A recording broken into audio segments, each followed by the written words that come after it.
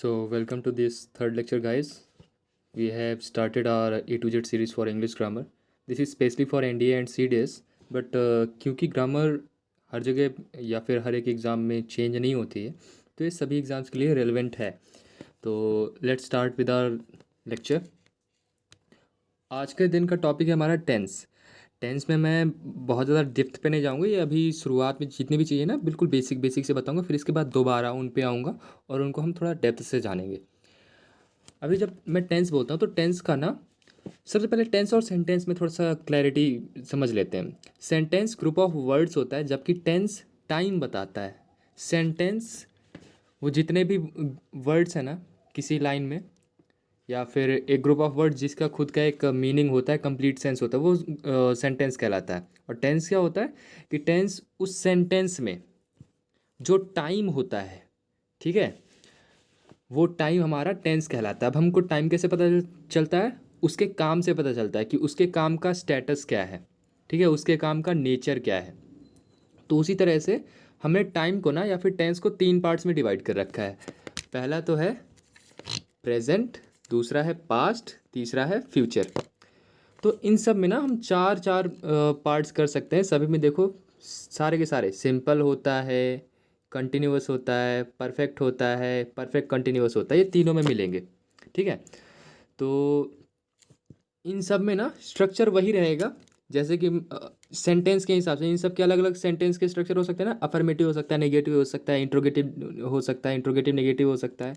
Okay, तो इनके structure जैसे कि मैं अफर्मेटिव का स्ट्रक्चर बनाना चाहूँ तो subject plus helping verb plus main verb plus object हो सकता है, राइट।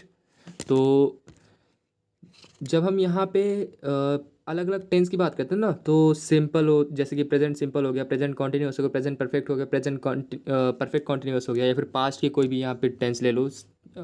तो इसमें ये चीज़ इस पर कुछ फ़र्क नहीं पड़ता है। टेंस में हर बार चेंज होता है ये हेल्पिंग वर्ब, और ये मेन वर्ब में थोड़ा सा चेंज आता है, ठीक है। अदरवाइज मेनली हमारा अफेक्ट होता है सिर्फ और सिर्फ हेल्पिंग वर्ब।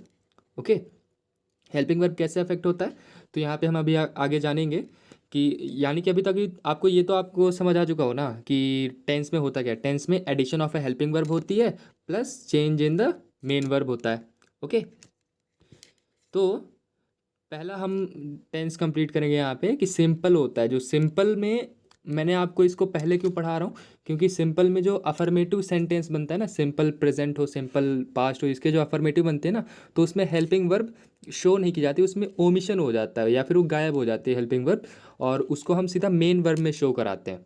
तो सिंपल प्रेजेंट का अगर हम देखें तो सिंपल प्रेजेंट में हेल्पिंग वर्ब आपकी यूजुअली डू या डज होती है। Do for plural subject and does for singular subject. अब ध्यान देना कि ये मैंने फॉर प्लूरल सब्जेक्ट या फॉर सिंगुलर सब्जेक्ट पर्टिकुलरली क्यों लिखा है, क्योंकि जब आप सब्जेक्ट वर्ब एग्रीमेंट पढ़ते हो ना, तो आपको सब्जेक्ट और वर्ब को एग्रीमेंट करने का मतलब क्या है कि जो सब्जेक्ट है उसी के अकॉर्डिंग वर्ब आनी चाहिए। अब किस तरह से अकॉर्डिंग? सब्जेक्ट के नंबर के अकॉर्डिंग और सब्जेक्ट के पर्सन के अकॉर्डिंग। जब मैं पर्सन बोलता हूँ ना, तो पर्सन मतलब अगर सब्जेक्ट प्रोनाउन है तो किस तरह का प्रोनाउन है, ठीक है, किस पर्सन का प्रोनाउन है उसके हिसाब से आएगा। और सब्जेक्ट सिंगुलर है या प्लूरल है इसके हिसाब से। इन ये दो फैक्टर्स होते हैं जो आपकी हेल्पिंग वर्ब्स को चेंज करने का यहाँ पे रिस्पॉन्सिबल होते हैं। अभी जैसे कि यहाँ पे सिंपल प्रेजेंट में मैंने क्या बोला, डू या डज दो हेल्पिंग वर्ब होती हैं, do for plural and does for singular. Example में देख लेते हैं, he does not eat cabbage and we do not go to school any more. तो यहाँ पे देखो डू आ रहा है और उसके पहले ही डज नॉट ईट कैबेज आ रहा था। In affirmative sentences of present simple, this do या does helping verb is added in the main verb only. So the first form of main verb in case of okay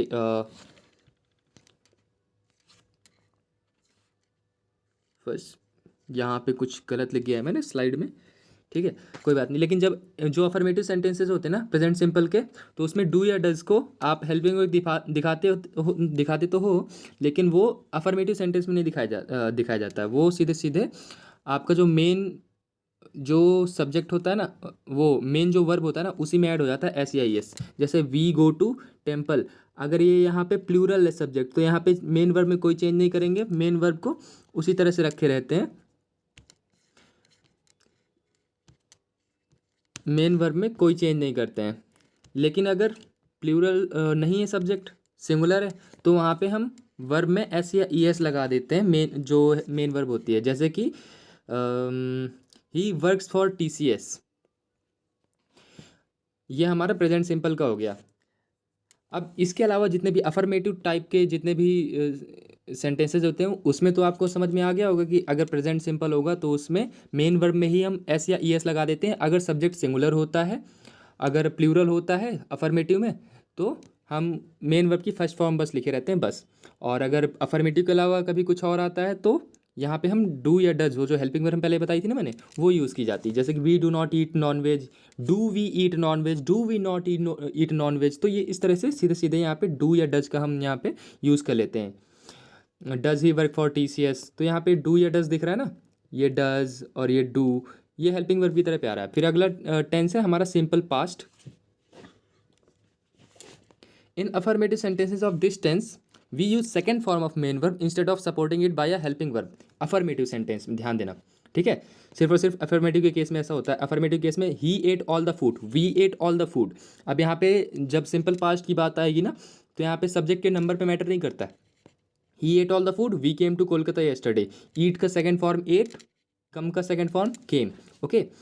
अब यहाँ पे helping verb usually होती है did, लेकिन affirmative में सिर्फ और सिर्फ सिंपल पास्ट में, सिंपल पास्ट में और सिंपल प्रेजेंट में अफर्मेटिव जो सेंटेंसेज होते हैं उसमें हेल्पिंग वर्ब नहीं दिखाई जाती है।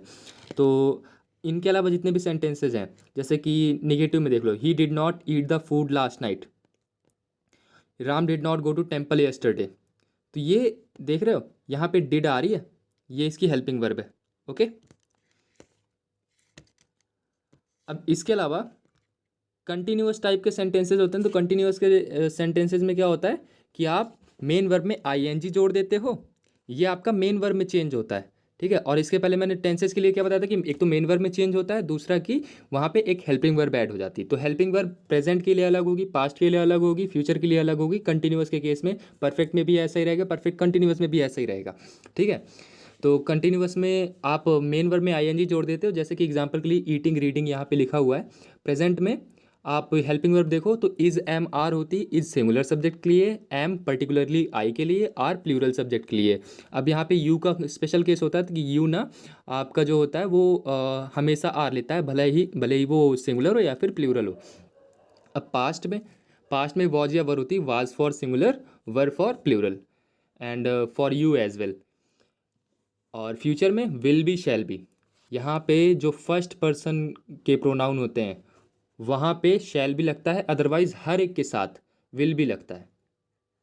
कुछ स्पेशल केसेस होते हैं जहाँ पे ये पलट भी जाता है, तो उसको बाद में बता देंगे। अभी जैसे कि एग्जांपल में कंटिन्यूअस में क्या लिखा हुआ है, he is eating food, Krishna was going to market, you will be doing homework. तो यहाँ पे ये देख रहे हो, ये विल बी, वॉज, इज़, ये सारी सारी हेल्पिंग वर्ब है किसकी, प्रेजेंट की, पास्ट की, फ्यूचर की। और मेन वर्ब में क्या चेंज आया है, सिर्फ कि मेन वर्ब के फर्स्ट फॉर्म में आईएनजी जोड़ दिया गया है, ओके। तो कंटिन्यूअस में ऐसी कोई खास प्रॉब्लम नहीं होनी चाहिए, इसमें से इसके बाद किसी में भी नहीं है ऐसा कुछ खास।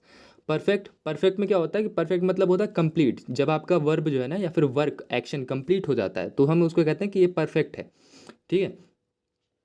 तो परफेक्ट टेंस में क्या होता है कि यहाँ पे मेन वर्ब की थर्ड फॉर्म यूज़ की जाती है। इसके अलावा हेल्पिंग वर्ब भी यूज़ की जाती है, बिल्कुल यूज़ की जाती है। प्रेजेंट में हैज़ या हैव, हैज़ जो है वो आपका पहले हैव की बात कर लेते तो हैव ना सिर्फ और सिर्फ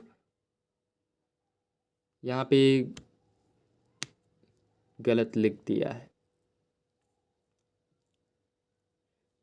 जो हैव होता है वो सिर्फ और सिर्फ फर्स्ट पर्सन ऑफ प्रोनाउन के लिए यूज़ होता है, और जो हैज होता है वो जितने भी तरह के सब्जेक्ट्स हैं, बस वो फर्स्ट पर्सन के प्रोनाउन नहीं होने चाहिए, उनके लिए यूज होता है।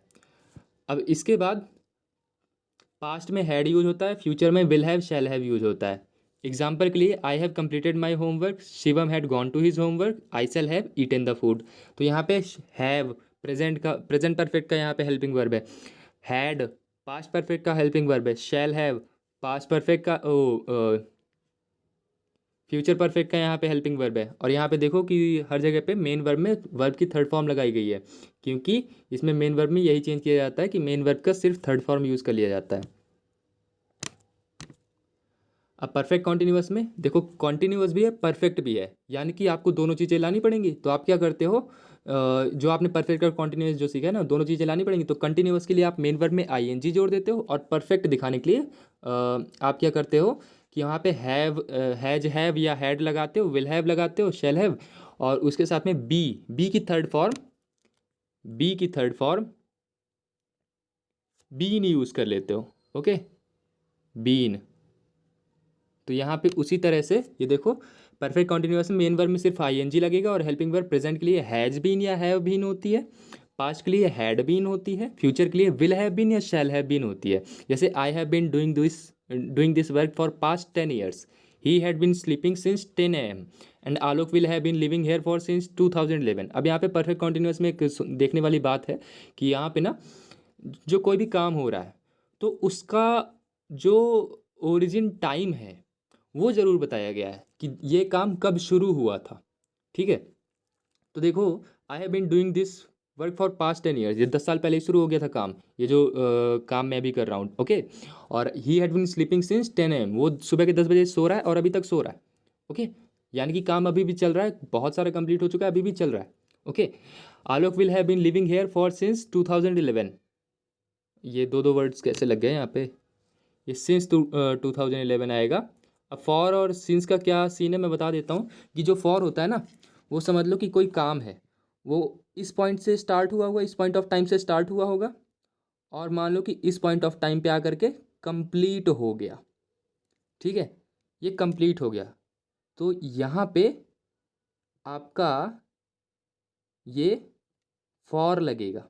ठीक है, और अगर हम, तो इसमें ना हम ड्यूरेशन की बात करते हैं, जैसे कि 2 ईयर्स, ठीक है, या 3 डेज, 3 मंथ्स, 4 मंथ्स, 1 ईयर, या फिर 2 आवर्स, इस तरह से ये सारे के सारे फॉर लेते हैं जब भी हम टाइम ड्यूरेशन या टाइम पीरियड की बात करते हैं। और जब हम कहेंगे पॉइंट ऑफ टाइम, कि यहाँ पे किसी पॉइंट ऑफ टाइम से स्टार्ट हुआ था काम और आगे अभी चल रहा है। ठीक है, हमें इसके एंडिंग का नहीं पता है, तो यहाँ पे पॉइंट ऑफ टाइम, जैसे मैं बोल दूँ 2011, यहाँ पे लिखा हुआ ना, ये वाला सेंटेंस देखो, Alok will have been living here for since 2011, तो यहाँ पे 2011 क्या, ये एक पॉइंट ऑफ टाइम दिखाता है। मैं मंडे बोल दूँ, मैं जनवरी बोल दूँ, मैं 8 AM बोल दूँ, तो ये सारे के सारे पॉइंट ऑफ टाइम है, तो उसके पहले हम सिंस लगाते हैं। ओके, तो ये था हमारा आज का end. Okay, so this is all for today, we will meet you tomorrow with our next class. Okay, तब तक के लिए जय हिंद, टेक केयर, गुड बाय।